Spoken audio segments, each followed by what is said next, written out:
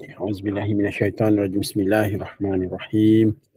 Alhamdulillahirabbil alamin wassalatu wassalamu ala asyrafil anbiya'i wal mursalin wa ala alihi wa sahbihi ajma'in.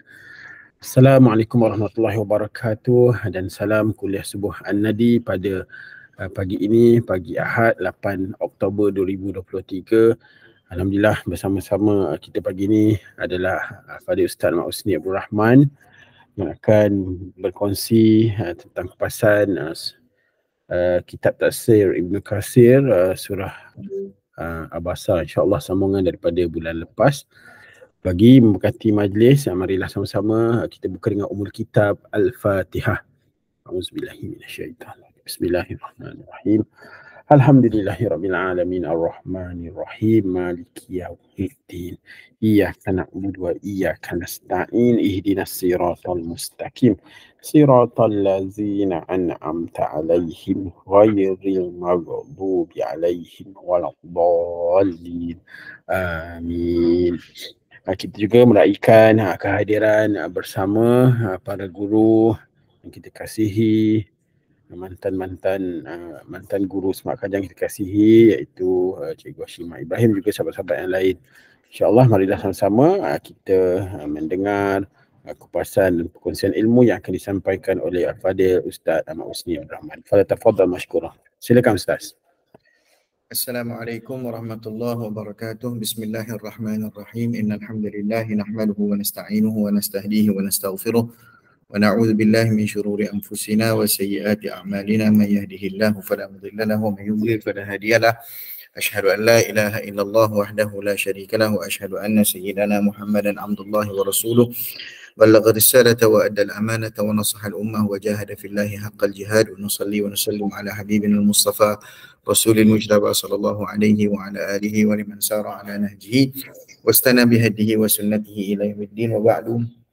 رب اشرح لي صدري ويسر لي امري واحلل عقدة من لساني يفقهوا قولي. اللهم لا سهل الا ما جعلته سهلا وانت تجعل الحزن اذا شئت سهلا. ربنا يسر لنا ولا تعسر واتمم لنا بالخير. Pertamanya syukur kehadrat Allah Subhanahu Wa Taala, dengan limpah rahmat dan inayah dapat kita bersama-sama meneruskan kehidupan dan menyambung tanggungjawab sebagai hamba Allah di atas muka bumi. Terima kasih Tok Red selaku pemudah cara dan juga Presiden An-Nadi, yang dihormati para asatizah, guru-guru, para pendidik kami yang sentiasa kami dahagakan ilmu dan bimbingan, sahabat-sahabat yang dimuliakan Allah Subhanahu Wa Taala. InsyaAllah kita akan sambung perbincangan kita dalam surah Abasa sampai kepada ayat ataupun bahagian yang kedua, iaitu ayat 17 dan hinggalah ke-32. حيث أن الله سبحانه وتعالى قال في محكم التنزيل بعد أعوذ بالله من الشيطان الرجيم قتل الإنسان ما أكفره من أي شيء خلقه من نطفة خلقه فقدره ثم السبيل يسره ثم أماته فأقبره ثم إذا شاء أنشره كلا لما يقض ما أمره فلينظر الإنسان إلى طعامه أنا صببنا الماء صبا ثم شققنا الأرض شقا فأنبتنا فيها حبا وعنبا وقضبا وزيتونا ونخلا وحدائق غلبا وفاكهة وأبا متاعا لكم ولأنعامكم. Baik. Allah Ta'ala berfirman, Qutilal insanu ma akfarah. Binasalah manusia, alangkah amat berat dan juga amat menghairankan kekufuran manusia itu. Baik, dalam ayat ini pertama sekali Allah Subhanahu Wa Ta'ala menggunakan satu kalimah. Kalimah dia qatala. Apa maksud qatala? Ini Tok Rek, qatala. Tok Rek tak nak jawab pula. Tok Rek tahu tu. Qatala ni maksudnya bunuh. Tapi inilah yang kita nak tengokkan ibarat Al-Quran. dalam perkataan qatala, okey, root word dia qatala, qaf ta dengan lam. Qaf ta dengan lam ni asal maksud dia memang dia panggil dalam apa nama tu, maksud asal dia adalah apa nama tu, menamatkan kehidupan. Itu maksud utama dia, menamatkan kehidupan. Tetapi bila kita sebut konotasi fu'ila bawah wazan qutila, fu'ila, dia memberi maksud yang berbeza. Sebab qatala ni boleh maksud yang sangat banyak. Dia boleh maksud yang diberikan tadi, maksud menamatkan riwayat. Boleh juga maksud yang dikehendaki daripada itu adalah menghapuskan sesuatu. Menghapuskan sesuatu. Boleh juga maksud qutila itu tadi membinasakan. Membinasakan bukan bermaksud menghapuskan. Boleh bukan maksud mematikan. Dia boleh menamatkan dia dengan maksud mematikan juga, tapi bukan mati dengan maksud mati yang bunuh tu. Bukan maksud membunuh. Dia boleh maksud membunuh, boleh maksud menghapuskan, dia boleh maksud menghilangkan, dia boleh jadi maksud kalau dia datang dalam wazan qatala. Qatala dalam wazan fa'ala. Fa'ala tu qatalahumullah. Kalau Allah Subhanahu Wa Taala perkataan qatalahumullah itu, maknanya apakah Allah bunuh mereka? Tidak, Allah memerangi. Dia boleh maksudkan memerangi. Jadi kita kena tengok penggunaan sesuatu berdasarkan konteks, barulah kita tak berkelahi. Ni masalah kita. Apabila satu konteks penggunaan perkataan difahami dalam bentuk yang lain, tidak sebagaimana yang dikehendaki oleh penutur ataupun dikehendaki oleh orang yang menggunakan perkataan tersebut. Ini adalah masalah utama dalam komunikasi. Masalah utama dalam komunikasi adalah bahasa sender, bahasa orang yang menghantar mesej dengan menggunakan mesej yang tertentu kepada receiver, kepada orang yang menerima, yang inginkan dia punya apa nama tu, apakah dia punya matlamat dia ataupun hasrat dia ataupun natijah dia nakkan mesej itu disampaikan. Ada dia punya channel dia, sama ada kita gunakan dengan lisan ataupun kita gunakan audio, kita gunakan lisan, kita boleh gunakan mesej, penulisan sebagainya. Dan kadang-kadang ada noise. Noise tu apa? Gangguan-gangguan. Gangguan-gangguan yang menyebabkan kita tak boleh fokus kepada apa mesej yang nak disampaikan. Jadi kadang-kadang bila seseorang menggunakan satu-satu bahasa, dia mungkin maksudkan bahasa itu dengan perkataan ataupun erti yang lain. Tetapi apabila mesej itu disampaikan dalam bentuk yang mungkin, pertama sekali tengok channel ataupun tengok apa language yang digunakan. Kalau bahasa itu tidak difahami oleh pendengar, contohnya orang Kelantan, dia macam ni lah, orang Kelantan panggil buah tembikai itu dia panggil timun. Apa nama tu, orang Kedah timun ni, timun batang tu lah. Saya ada seorang sepupu saya dah meninggal dah. Dia dulu saya ingat belajar sekali dengan Ustaz Daud Iraqi di Iraq lah masa tu. Di Iraq, Daud Iraqi orang Kelantan. Jadi Daud Iraqi ni bila dia nak keluar musim panas kat negara Arab, banyak buah tembikai, banyaklah buah tembikai tu, production buah tembikai waktu tu.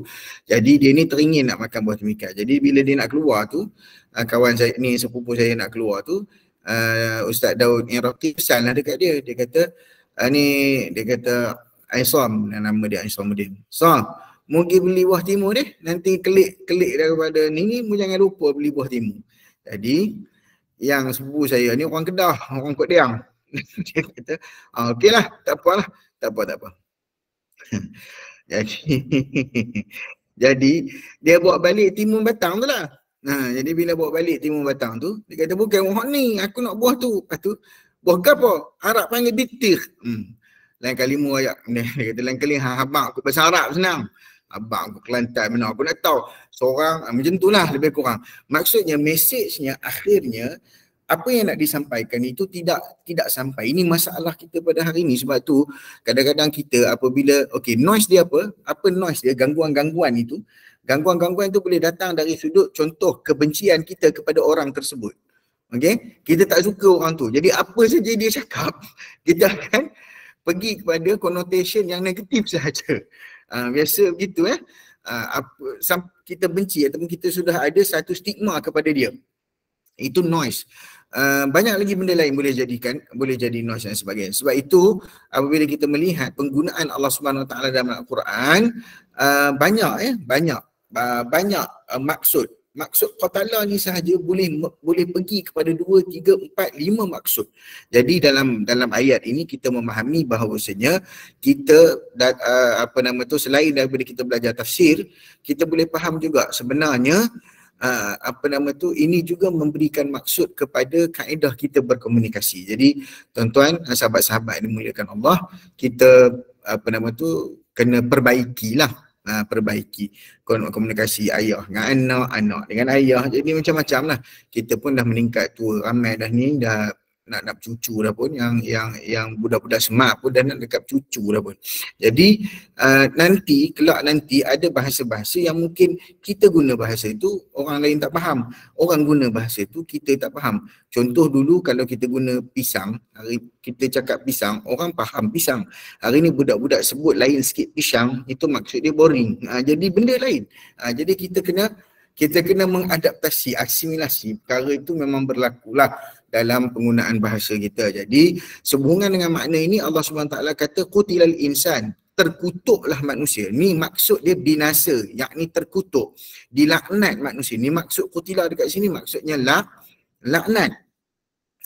Macam perkataan kita wal fitnatu asyaddu minal qatl. Okay. Fitnah itu lebih buruk daripada membunuh. Bukan membunuh tu. Itu bukan maksud membunuh dekat situ. Dan fitnah itu dekat situ bukan maksud fitnah dengan maksud orang itu menuduh orang lain buat sesuatu yang bukan dia buat. Bukan. Fitnah dekat situ al-bala, maknanya ibtila, ujian. Jadi penggunaan bahasa itu perlu tepat kepada konteks dia. Yakni dekat sini Allah nak kata terkutuk manusia. Sebab apa? Manusia yang mana dia anggap terkutuk? Iaitu orang kafir. Orang kafir dia berdusta tanpa sandaran dan dia mendustakan hari kebangkitan. Sebab itu apabila dia mendustakan hari kebangkitan, sebab tak mungkin itu boleh didustakan. Sebab terlalu banyak bukti-bukti Allah Subhanahu Wa Taala ni menghidupkan perkara yang mati, benda yang tak ada kepada ada. Apakah mustahil bagi Allah Subhanahu Wa Taala untuk menghidupkan benda yang dah hidup, lepas tu mati, lepas tu nak hidup balik. Jadi benda tu Tuhan tempelak lah, maknanya bagi how come you cannot believe, macam tu lebih kurang gitulah. Ma akfarahu itu dalam bentuk ta'ajjub, sirah ta'ajjubiyah. Ma ajmala, ma akbaha, sangat cantik, ma ajmala, ma akbaha, sangat buruk penuh, ataupun uduh bangah. Kelantan kat uduh bangah maknanya teruk sangat. Contoh cantik, comelot dia ni, cantik Allah jambu lah. Kita perkataan yang berbentuk takjub.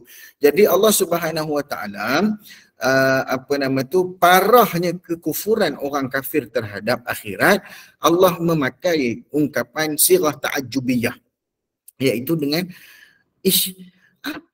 macam itulah, maknanya buruk sangat kekufuran manusia itu. Apa yang menjadikan manusia itu kufur kepada hari kebangkitan? Ini khusus kepada orang-orang yang tidak percaya akan adanya hari kebangkitan. Min ayyi syai'in khalaqah. Kemudian Allah perjelaskan tentang kenapa yang perkara yang mereka kufurkan itu tak wajar untuk dikufurkan, ataupun tak wajar untuk mereka percaya, ataupun tidak wajar untuk mereka menafikan akan kebenaran hari kebangkitan. Allah Ta'ala bawa evidence. Evidence dia adalah min ayyi syai'in khalaqah, daripada apakah perkara apakah yang Allah Ta'ala ciptakan mereka itu. Min nutfatin khalaqahu faqaddara, daripada setitis mani kemudian Allah tentukan takdirnya, sama ada celaka ataupun bahagia. Allah tentukan ajalnya, Allah tentukan rezekinya, Allah tentukan amalannya. Jadi perkara ini disebutkan oleh Allah Subhanahu Wa Taala sebagai bukti yang mana manusia itu daripada tiada apa-apa boleh dijadikan, hanya bersumberkan daripada sumber yang sangat hina, sumber yang sangat kecil, sumber yang sangat minimum, tetapi akhirnya boleh jadi satu bentuk manusia yang sempurna. Maknanya macam mana keadaan itu daripada hanya setitis air kemudian bercampur dengan air dengan air, lalu terbentuk daripada situ terbentuk min nutfatin summa alaqah, daripada air mani kemudian terbentuk menjadi yang kecil tu, yang mula-mula tu, apa benda tu, bukan embrio dah besar, yang kecil tu lah, aku tak ingat lah pagi. Lepas tu baru jadi bentuk embrio, lepas tu fetus, lepas tu benda-benda tu itu bersumberkan daripada air je, nothing else. Kalau kita tahu manusia ni datang daripada apa? Jadi daripada apa? Tanah, betul tak? Jadi daripada tanah kan.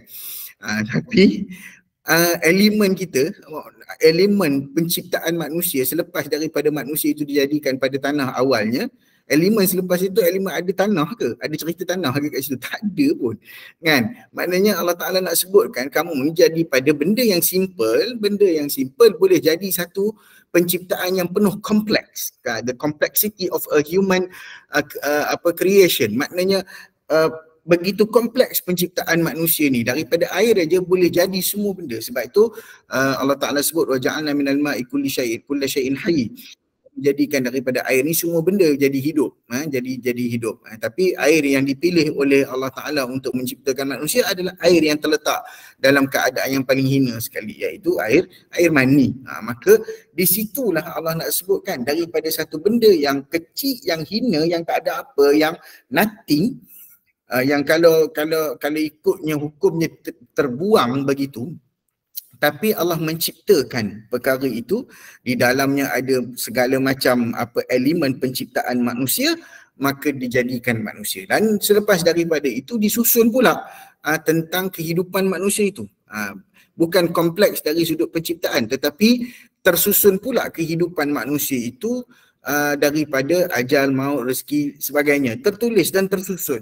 Maka benda itu seolah-olah telah pun diciptakan dalam bentuk yang, kalau kita tengok orang nak buat benda tu, contohlah kita HR, kita nak buat filing untuk kita punya pekerja kita.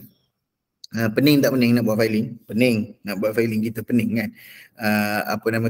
Nak letak dia punya tu apa semua, gaji semua sekali, perempuan kalau sakit macam mana kan. Okey. Kalau dekat pejabat kita boleh sama kan, maknanya okey, untuk benefit staff semua sama, kecuali tengok ranking paling tinggi, benefit the best ni tinggi lagi lah.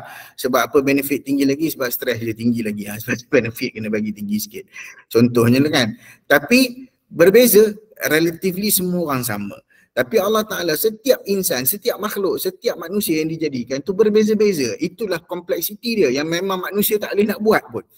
This is beyond human capability. So benda yang beyond human capability, Allah nak sebutlah, this is what yang aku jadikan, yang kamu nak dustakan ni, yang kamu nak dustakan.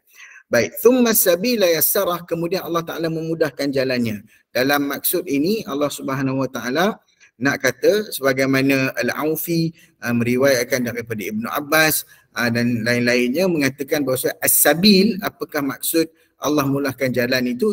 As-sabil itu maksudnya sabil al-wiladah, iaitu jalan kelahirannya. Allah memudahkan jalan kelahiran manusia.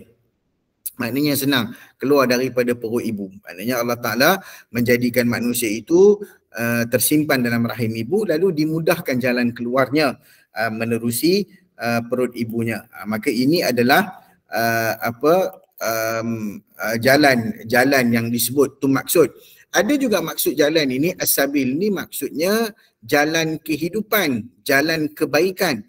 Sebagaimana firman Allah Ta'ala yang kita duk baca dalam suratul Insan, inna hadainahu sabila imma syakiran wa imma kafura. Tu dia betul. Terima kasih Syekh Faiz. Zygote, embryo, fetus. Zygote ke zygote? Sebutlah apa pun saya faham. Okey. Okey. Sumber sabila yassara, maknanya kemudian jalan itu. Inna hadainahu sabila. Apa maksud sabil? Sabil itu jalan kebaikan. Sebagaimana dalam ayat yang kita baca ni, iaitu kami menunjukinya jalan yang lurus. Hadaina, maknanya hidayah. Hidayah apa? Hidayah kebaikan. Jalan kebaikan, jalan-jalan keredaan, jalan-jalan ketaatan. Itu maksud dia. Imma syakira, ada orang yang bersyukur, wa imma kafura, ada orang pula yang kufur. Yang kufur tentang hidayah itu. Kami telah menceritakan kepadanya jalan yang lurus dan kami menjelaskan kepadanya, dan kami mudahkan pula jalan beramal untuk dia, jalan ketaatan. Hal ini sama yang disebutkan oleh para mufassir yang lain. Al-Hasan dan Ibnu Zaid, dan itulah pandangan yang disebut pandangan paling kuat. Jadi semua pandangan itu benar. Mana Allah Ta'ala nak relate kepada ayat sebelum, boleh. Okay. Nak relate kepada ayat yang bukan ayat, condition yang sebelum, condition yang selepas. Kalau condition sebelum adalah condition dia duduk dalam perut ibu, jadi dimudahkan kelahiran. Boleh juga condition itu bersifat futuristik. Apa dia? Jalan kehidupan dia. Nampak tak? Jadi dekat sini Allah guna satu je perkataan, iaitu as-sabil. Tapi boleh mengandungi dua makna. Makna sebelum dengan makna selepas. Ni hebatnya. Kita tak boleh, kita bila nak buat, kita bercakap, orang hari ni lagi lah tak boleh dengar. Kalau saya tak tahu, memang betul-betul ada generation gap. Kita, kebanyakan kawan-kawan kita An-Nadi ni yang mana start daripada tahun 90, 91 tu, kita ni masih lagi di bawah naungan klasik ya. Sebab apa? Sebab kita masih lagi dididik oleh ibu bapa kita yang lahir rata-ratanya tahun 40-an ya. Rata-ratanya tahun yang mereka sempat hidup sebelum kemerdekaan. Macam contoh almarhum ayah saya sendiri lahir tahun 25, lagi tua. Jadi banyaklah kaedah-kaedah orang tua-tua dulu, dia guna bahasa bukannya panjang, dia orang bukannya cerita, kalau nak cakap tu bukannya cakap banyak-banyak, dia pun cakap sikit-sikit je. Jadi kita terdidik dengan tu, kita pula cakap dengan generasi yang our next generation pun macam tu, kita cakap sikit-sikit. Budak-budak sekarang tak faham. Budak-budak sekarang ni dia kena, kadang-kadang kena explain, dia tak boleh guna bahasa yang berkias-kias, dia tak boleh. Takut-takut bila kita guna, dulu menggunakan bahasa kiasan, orang kita dia faham apa sebab suasana. Hari ni kalau guna bahasa kiasan, lain macam budak-budak ni tafsir hari ni. Janganlah. Tolonglah gunakan bahasa direct, sebab dia orang memang tak faham bahasa kiasan. Janganlah pakai marahkan anak, sindir menantu. Itu tak boleh lah. Zaman hari ni nak marah-marah straight. Kalau tidak dia tak faham. Anak kata, abah marah, abah tak marah saya kan? Abah nak marah yang tu kan? Ish. Dia macam tu lah. Maknanya budak sekarang dia tak boleh, dia kena dijelaskan begitu. Itu perbezaan dari sudut ini. Sebab itu Allah Ta'ala special apabila kita belajar tentang bahasa Al-Quran, sangat indah. Barulah kita faham keagungan Allah Subhanahu Wa Ta'ala itu. Barulah kita faham apa ni, hebatnya. Allah nak cerita benda yang before and after. Dalam satu ayat. Boleh cerita tentang before and after. Ada maksud sebelum dan selepas. Kita nak cerita yang sebelum, mulalah contohnya kita nak cerita kenanganku di An-Nadi. Macam-macam kenangan. Ya. Kenanganku di An-Nadi, sampai Abang Aizat kita buat berbelas-belas siri lah. Kan? Tak boleh kita nak ungkapkan dengan satu ayat. Cerita tu tak sampai. Dia kena ceritalah pasal hair itulah, hair pentomil lah, hair masuk ni lah, hair macam-macam. Semua nak cerita. Benda selepas belum lagi tahu. Benda yang sekarang jadi apa pun belum tahu lagi. Apa lagi hasil-hasil An-Nadi yang berjaya dan semuanya. Belum cerita lagi, tu baru cerita kenangan. Kan? Nampak tak kelemahan manusia dalam menceritakan, dalam mengungkapkan takbir. Hebatnya Allah Ta'ala, itu kata. Hebatnya pengetahuan Allah Ta'ala, yang mana kita ni kena tunduk dan kena akur dan kena sedar bahawa Allah Ta'ala boleh cerita benda yang bersifat sebelum dan selepas, futuristik dalam satu ayat sahaja, dalam satu single word pun, as-sabil, itu sahaja. Baik, kemudian dah habis. Okey, ini maksud ni orang kata dua-dua ni boleh pakai. Maksudnya selepas daripada tu, what happened after dia dah lahir, dah hidup, thumma amatahu fa'aqbarah. Lepas dah hidup, matilah pula. Allah matikan. Nombor satu, matikan dulu. fa aqbarahu, dan masukkan dalam kubur.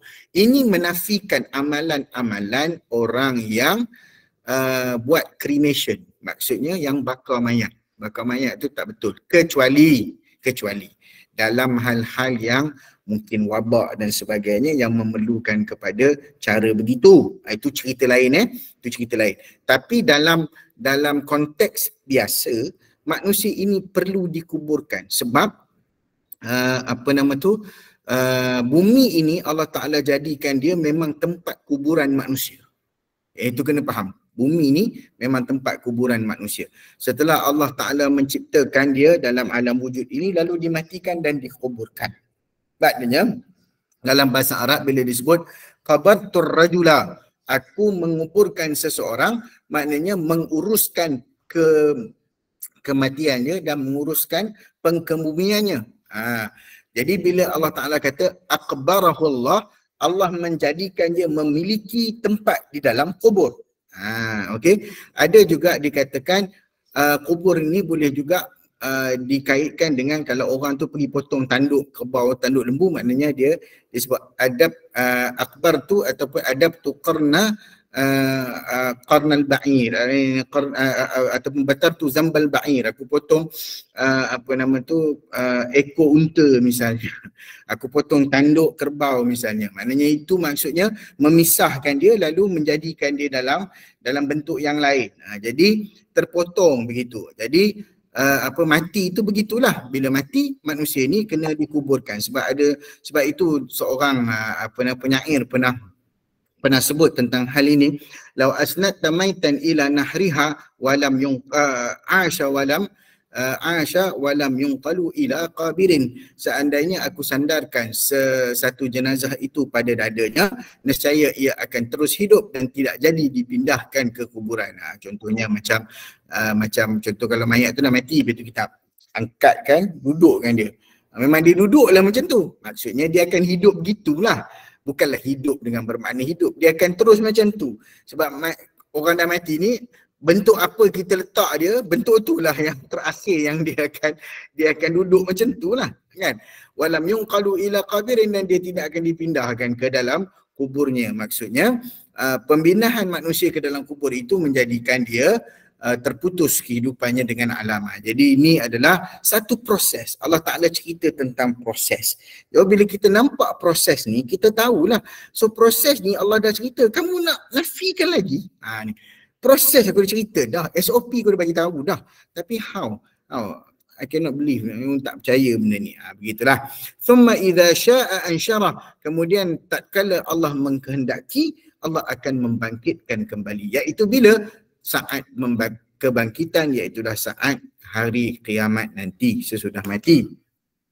Ini termasuk dalam perkataan al-ba'thu, iaitu kebangkitan, dan an-nusyur, iaitu berkembang biak, iaitu nasyar, maknanya tersebar, kita bertebaran begitu. Dalam firman Allah Ta'ala yang lain, wa min ayatihi an khalaqakum min turabin thumma idza antum basharun tantashirun. Dan antara tanda kekuasaan Allah Ta'ala, Allah menjadikan kamu daripada tanah, kemudian tiba-tiba kamu menjadi manusia yang berkembang biak. Ini yang Allah Ta'ala ceritakan tentang asal kejadian, lepas tu berkembang biak. Itu tanda kekuasaan Allah Subhanahu Wa Ta'ala. Elemen tanah tu nombor satu, first sahaja. Wanzur ilal aizami kaifa nunshizuha thumma naksuha lahma. Dan lihatlah kepada tulang belulang itu, kemudian kami menyusunnya, kemudian kami membalutnya dengan daging. Ini cerita Uzair dan sebagainya. Jadi kita tahu, faham, dalam hadis Nabi SAW menceritakan ya'kulu turabu kulla syai'in minal insani illa ajbu dhanbihi qila wa ma huwa ya Rasulullah qala mithlu habbati khardalin minhu yunsha'un. Semua benda tanah itu makan anggota manusia kecuali tulang ekornya. Yang ni dulu Tok Rek pernah sebut dah, dia punya istilah dia. Nabi SAW ditanya apakah benda tu.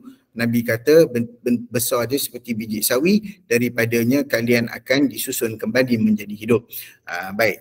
kullu bani Adam yabla illa ajbuz zanab minhu khuliqa wa fihi yurakkab. Semua anak-anak hancur tubuh dia kecuali tunai ekor, darinya dia diciptakan dan darinya pula dia akan disusun kehidupannya menjadi hidup dalam keadaan kehidupan seterusnya, iaitu kehidupan akhirat. Kalla lamma yaqdi ma amarah, jangan sekali-kali. Okey, ini adalah peringatan. Bila Allah dah bagi tahu evidence, bila Allah Subhanahu Wa Taala dah cerita tentang proses, Allah Taala dah bagi tahu tentang perjalanan hidup, maka Allah bagi tahu apakah yang manusia ini, apa pesanan dia. Janganlah sekali-kali manusia itu belum lagi melaksanakan perintah yang Allah Taala suruh dia buat. Okey, lamma yaqdima amrah, janganlah tak buat lagi bila dah aku cerita semua ni, maka janganlah ada alasan untuk kamu menangguhkan melaksanakan perintah Allah Subhanahu Wa Taala, yakni kewajipan yang telah difardukan ke atas manusia. Thumma idza syaa'a ansyarah, kemudian apabila dia kehendaki, dia akan membangkitkannya kembali. Tengok kalau saya baca daripada Ibnu Kathir, ayat kalla lamma yaqdi ma amarah itu, Ibnu Kathir ada buat satu note. Dia kata apa? Dia kata inilah pendapat yang mengatakan bahawasanya manusia itu belum melaksanakan apa-apa yang dipertanggungjawabkan ke atasnya oleh Tuhannya itu. Dia kata inilah pandangan yang aku jumpai daripada ulama-ulama terdahulu dan tiada pendapat lainnya. Apa maksud tu? Ibnu Katsir ni ulama ke tidak? Dia ulama. Dia bukan sekadar ulama tafsir. Dia adalah seorang ulama hadis. Maknanya dia seorang muhaddis. Muhaddis ni orang yang ada sanad hadis yang sangat tinggi dalam hadis. Kemudian dia ni seorang yang menekuni hadis-hadis Nabi SAW, tetapi dia sendiri pun quote daripada orang-orang terdahulu. Ini menunjukkan nak ngajar kita, jangan tafsir ikut suka lah. Itu je. Ini hari ni ikut suka dia je tafsir. Dia nak lakukan dia punya barang, dia guna satu ayat Quran, padu punya dia hentak dia punya produk tu ikut ayat Quran tu. Ni ayat Quran ni menunjukkan ini, maka dalam produk saya ada benda tu, jadi belilah berdasarkan ayat Quran itu dia. Dia punya hentak. Lepas tu dia saya rasalah saya dapat ilham bahawasanya amboi mak, bukan senang kan. Jadi hari ni macam-macam. Kadang-kadang bahasa yang kita gunakan, level bahasa manusia dia tak boleh sama dengan level bahasa kalau kita berbahasakan sesuatu kita dengan Allah Ta'ala. Ini mungkin untuk grup kita. Saya tak tahulah kalau ada orang yang ada ada connection dengan insan yang saya nak sebutkan ini, boleh tolong bagi dekat saya lah, sebab saya rasa perlu bagi tahu dekat dia tentang penggunaan itu. Kita ada sekarang ni masyhur di media sosial seorang influencer yang pernah accident. Kemudian dia kata dia pernah mimpi kalau dia naik kereta putih dia akan accident. Maka dia accident tu kerana dia katakan sebab mimpinya itu, lalu dia diuji dengan Allah Ta'ala matanya buta.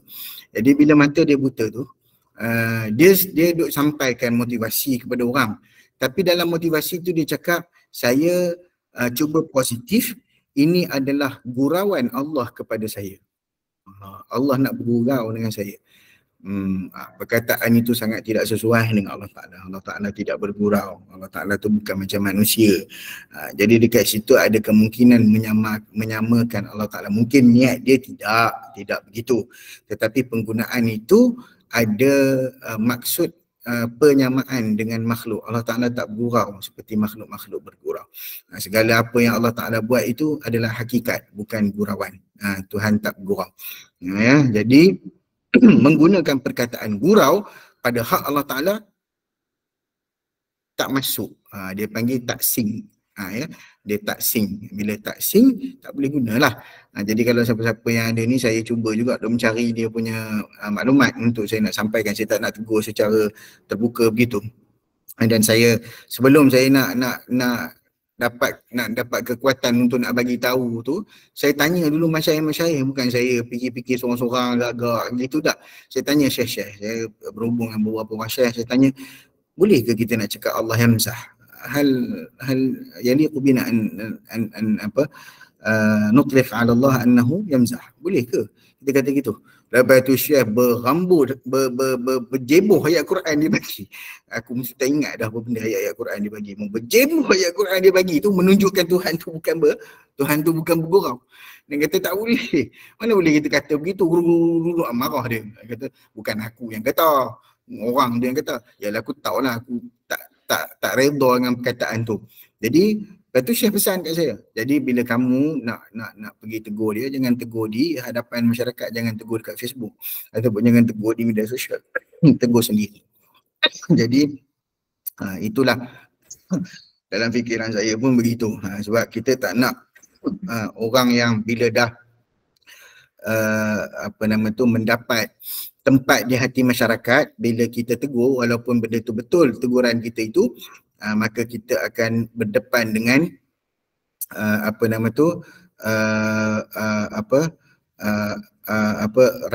rasukan-rasukan netizen yang begitu mencintai idola mereka. So, dia macam ni, dia seni, dia panggil seni, seni dalam menjaga. Sebab tu apa-apa pun lebih baik teguran itu disampaikan secara terus. Begitulah. Tapi kalau damage tu terlalu besar, kita bolehlah tegur, tapi siapa kita? Kena tengok pula. Ataupun kita sampaikan kepada orang lain yang mungkin yang lebih berautoriti daripada kita, suruh dia yang cakap. Itu lagi bagus. Contohnya mufti cakap lah. Mufti kalau dah cakap, settle lah masalah hidup, kan? Jadi tapi netizen, nurtizen, newtizen dan sebagainya ni, dia tak peduli mufti ke, ulama ke, siapa ke, semua dia belasah. Sebab netizen ni kepala tahuannya sangat menakjubkan lah, ya. Okey. Kala lama yaqdima amrah. Okey, jadi Allah kata janganlah pula manusia ini tidak melakukan apa yang diperintahkan. Fal yanzuril insanu ila ta'amih, maka selepas itu Allah Taala buat sedikit diversion. Justru tengoklah manusia kepada makanannya, nikmat yang mana Allah Subhanahu Wa Taala jadikan bukti jasad ini akan dihidupkan kembali. Okey, tengoklah makanan yang dia makan. Anna sababnal ma'a sabba, kami curahkan air dari langit, yakni hujan. Summa syaqaqnal arda syaqqa. Ni makanan ni Allah Taala nak bawa contoh makanan tu apa? Makanan yang daripada sumber tumbuh-tumbuhan, ya. Daripada sumber tumbuhan. Ni ada kaitan dengan ayat last sekali. Yang ayat last sekali, dia ada kaitan. Sebab tumbuh-tumbuhan ni antara benda yang dekat dengan manusia, khasnya masyarakat Arab, iaitu pokok apa? Pokok khurma. Okey. Jadi kemudian kami belah bumi dengan sebaik-baiknya, dan air itu masuk dalam celahan bumi, meresap dalam biji-biji yang tersimpan dalam tanah, maka tumbuh menjadi tumbuhan yang meninggi di permukaan bumi. Fa'anbatna fiha habba wa inaban wa qadba, dan kami tumbuhkan biji-bijian di bumi itu, anggur dan sayur-sayuran. Ustaz Bakru dah ajak nak makan pagi tu, hayya ya natana walul futura jami'an. Dia ajak dah. Jadi itu tandanya, itu tanda saya faham tanda itu, suruh berhenti. Okey. Jadi wa zaitunan wa nakhla, pokok zaitun dan pokok kurma, wa hadaiqa ghulba, dan kebun-kebun yang lebat. Yang lebat itu menunjukkan kepada Arab, bila dia tanam pokok, dia suka pokok yang lebat, yang menutup, yang boleh berteduh di bawahnya. Maknanya orang yang datang di situ boleh berteduh di bawah pohon kurma. Itu memang tujuan mereka. Biasanya R&R orang Arab itu di kawasan-kawasan kebun kurma. Jadi orang boleh dan ghulb juga disebutkan, kalau orang tu leher dia tebal disebut aghlab. Orang tu aghlab, iaitu leher dia tebal. Okey, wa fakihatan wa abba, buah-buahan dan abba. Abba ni ulama sebut adalah tumbuh-tumbuhan yang dimakan oleh haiwan. Fakihah dimakan oleh manusia. Abba ni jenis tumbuhan yang manusia tak makan tapi haiwan makan. Jadi relation dengan ayat yang last sekali, mata'an lakum wa li'an'amikum. apa nama tu, makanan dan nikmat untuk kamu dan juga untuk binatang ternak kamu. Hal ini pernah ditanyakan oleh Umar, apa nama tu, Abu Bakar, apa nama tu, pernah ditanya mengenai firman ini, apa wa fakihatan wa abba ni, apa nama tu, apa nama tu, dikatakan Abu Bakar kata, ada kata Umar kata, maknanya apakah yang dimaksudkan dengan apa nama tu, al-ab tu, abba tu. Mereka, walaupun mereka orang Arab, mereka ada benda yang mereka mungkin tak faham. Jadi itulah sejenis tumbuh-tumbuhan yang dimakan oleh haiwan yang manusia memang tak makan. So semua tu ada kejadian yang Allah Ta'ala telah tentukan. Tentukan untuk manusia, tentukan untuk binatang. Maknanya fair and square. Manusia dapat nikmat, binatang dapat nikmat dalam kehidupan dunia sampai hari kiamat. Wallahu a'lam. Sekadar itu yang boleh dibincangkan. Terima kasih atas perhatian. Saya kembalikan kepada Presiden. Terima kasih kepada Ustaz. Hari ini kuliah kita bukan sekadar tafsir surah, namun kita belajar balaghah, Ustaz Bakru, insya-Allah. Tak Bakru lah kena. Ada soalan malu nak tanya sebab ada Ustaz Bakru, takut kita kena teguran yang lama nanti, tapi saya kena tanya juga untuk kebaikan semua lah kot. Bila Ustaz sebut tadi awal-awal tadi kutila tu kan, dia ada beberapa konotasi. Lepas tu Ustaz sebut sabil, ada jalan, ada panduan. Lepas tu tadi ayat 31 ada fakihatun pula kan. Soalan dia bila kutila tadi celakalah, kalau Ustaz kata bunuh. So dalam surah lain kita pun terdengar juga kutila ashabul uhdud, apa semua kan. Terlintas terdengar tu maksudnya tak mungkin sama Ustaz macam fakihatun tadi ayat 31 Ustaz kata makanan yang engkau makan, tapi kalau kita dalam surah Rahman fiha fakihatun wa nahlu wa rahman ataupun al-waqi'ah wa fakihatun mimma yatahaddatsun, konotasi tafsirannya mungkin berbeza Ustaz kan, walaupun kita ni belajar bahasa Arab, kita dengar, kita boleh tahu dia cakap ni cakap ni. Okey, itu saya ada soalan dia. Silakan Ustaz. Ya memang macam tadi kalau Tok Red sebut qutila ashabul ukhdud, itu bermaksud memang mereka dibunuh. Itu bunuh sungguh. Itu event dia ashabul ukhdud tu dibunuh dan dicampakkan dalam parit, dibakar. Jadi cerita dia maknanya dia dengan cara dicampakkan dalam parit yang ada api lah kan. Jadi itu adalah teknik. Itu cerita tentang event. Event tu memang betul-betul berlaku. Itulah yang kita nak katakan connotation yang digunakan dalam ayat. Okay. Cerita sama je. Qutila ashabul ukhdud. Yang kat sini qutilal insanu, sama je. Dia ana wazin fu'ila. Bina apa Ustaz Bakru, bina lil majhul kan. Aku salah hang kena marah juga. Bina majhul juga sama je. Dia punya dia punya form sama, tapi substance berbeza. Satu Tuhan laknat, satu lagi betul-betul bunuh. Walaupun form dia, ibrah dia sama, tapi ma'ani dia berbeza. Jadi ini adalah kehebatan Al-Quran lah kehebatan Al-Quran yang mana sebab tu kena belajar lah untuk kita faham. Wallahualam. Terima kasih Ustaz. Kita ada 1 minit lagi. Silakan sahabat-sahabat, cikgu kalau nak bertanya Ustaz Bakru apa tu? Naib fa'il bina majhul. Nasib baik betul. Masya-Allah. Terima kasih. Silakan cikgu. Soalan terakhir. Ada 1 minit lagi ni. Assalamualaikum Ustaz. Assalamualaikum. Saya cuma nak tanya ni Ustaz, berkaitan surah Abasa ni. Di awal surah tu menceritakan tentang teguran kepada Nabi Muhammad SAW yang dia bermasa muka tu kan. Lepas tu yang ini Ustaz yang hari ini kita Ustaz bincangkan dalam Al-Quran ni, dalam surah ni berkaitan dengan peringatan kepada manusia lah yang tak menyedari hakikat penciptaan manusia. Betul. Jadi saya nak tanya dalam satu surah ni, dia yang atas tu dengan yang bawah ni dia ada kaitan ke Ustaz ataupun dia memang cerita tu tersendiri, dia memang saja Allah nak bagi yang atas ni cerita pasal Nabi Muhammad, ditegur Nabi Muhammad secara berhikmah. Ada tu kan Ustaz kan ya. Lepas tu yang di bawah tu cerita bagaimana Allah menceritakan tentang kejadian manusia, kemudian bagaimana manusia tidak menyedari bagaimana penciptaannya, kemudian dicerita tentang apa ni hari akhirat dan sebagainya, dan juga lepas tu cerita pula pasal makanan dan sebagainya. Jadi di situ macam kaitan di atas dengan di bawah tu ada tak, adakah kaitan ataupun dia macam memang Allah nak cerita yang atas tu macam ni, yang bawah itu sendiri? Okey. Dia apa bila kita tengok tentang ayat-ayat yang Allah Taala susun dalam Al-Quran itu, kita dapat memahami bahawasanya ada perkara-perkara yang kebiasaannya ada kaitan, dan kaitan ni dibuat secara istiqra'i. Istiqra'i ni macam mana? Dia panggil kita mengkaji dan melihat relation tu, kena kaji lah. Maksudnya kenapa apa sebelum ni macam ni, selepas tu macam tu. Okay?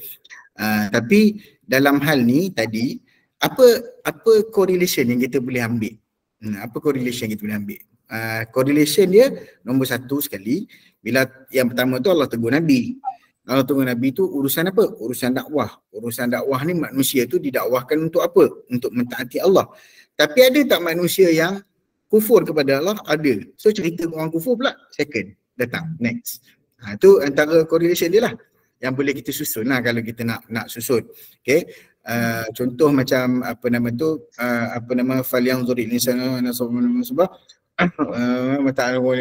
fa idza ja. Lepas daripada ayat ni Allah Taala pindah terus kepada akhirat. Okay, apa correlation dia? Correlation dia lepas mati, lepas hidup mati, lepas mati apa? Akhirat. Itulah correlation dia. Itu contoh. Kalau kita nak faham konteks. Tapi apakah mesti berlaku begitu? Tak mesti. Boleh sahaja dipindahkan daripada satu cerita kepada satu cerita yang lain. Contohnya Suratul Qasas yang cerita pasal kisah-kisah. Suratul Anbiya cerita pasal Nabi-Nabi. So banyak cerita Nabi dalam tu, from one story to another, pindah-pindah je pun. Tetapi apa persamaan dia? Nabi. Kan? Apa persamaan dia? Dakwah. Apa persamaan dia? Umat. Apa persamaan dia? Aqidah. Maknanya benda tu boleh jadi persamaan. Dan kadang-kadang boleh jadi juga sebab apa? Sebab tidak mungkin ayat Al-Quran ini tidak mempunyai kaitan antara satu ayat dengan satu ayat yang lain. Itu secara generalnya boleh kita kata begitulah. Dan konteks cerita boleh berbeza, tak ada masalah. Terima kasih Pak.